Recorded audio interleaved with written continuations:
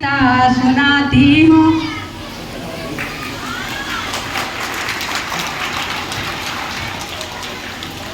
एक 8 साल का बेटा जिसके पिता शहीद हो गए थे। बेटा ये नहीं जानता था कि उसके पिता कभी घर वापस नहीं आएंगे।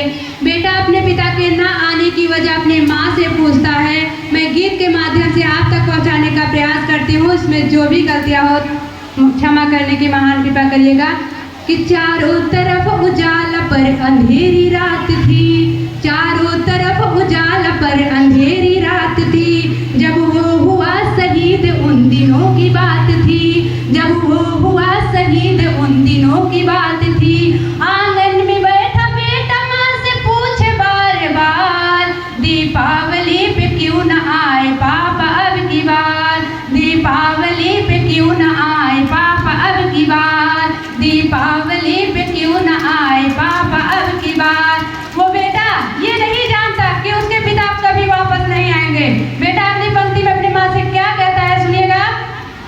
माँ क्यों न आज तूने भी विद्या लगाई है, माँ क्यों न तूने आज भी विद्या लगाई है दोनों हाथ खाली न मेहंदी रचाई है दोनों हाथ खाली न मेहंदी रचाई है। कुमकुम के बिना सोना सा लगता है श्रृंगार, दीपावली पे क्यों न आए पापा अब की बार, दीपावली पे क्यों न आए पापा अब की बार। फिर वो बेटा कुछ समय के लिए बाहर खेलने जाता है, अपने मित्रों के पिताओं द्वारा लाए सामानों को देखता है, फिर अपनी माँ से पुनः प्रश्न करता है। क्या बोलता है सुनिएगा।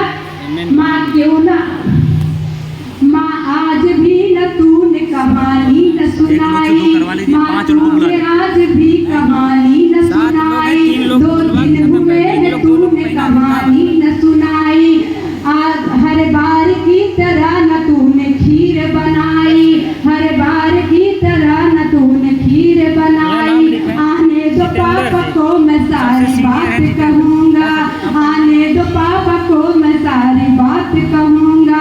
तुमसे न बोलूँगा न तुम्हारी मैं सुनूँगा, तुमसे न बोलूँगा न तुम्हारी मैं सुनूँगा।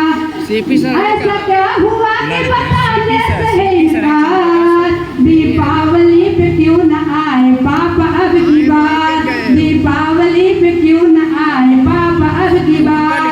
फिर वो बेटा अपनी माँ से प्रश्न करता है। पापा क्यों नहीं आए माँ, ऐसा रीजन क्या है, क्या क्यों नहीं बता रही है। अगली कड़ी में लास्ट की पंक्तियों में मैं आप तक पहुँचाती हूँ। सुनिएगा कि पूछ ही रहा था बेटा जिस पिता के लिए जुड़ने लगी थी लकड़ियां उसकी चिता के लिए, कि पूछ ही रहा था बेटा जिस पिता के लिए जुड़ने लगी थी लकड़ियां उसकी चिता के लिए। पूछते पूछते वो हो गया निराश जिस वक्त आंगन में आई उसके पिता की लाश, पूछते पूछते वो हो गया निराश जिस वक्त आंगन में आई उसके पिता की लाश। बेटा एक टक अपनी माँ को देखता है, एक टक उस पिता की लाश को देखता है, फिर वह पुनः प्रश्न कहता है अपनी माँ से। सुनिएगा कि मत हो उदास माँ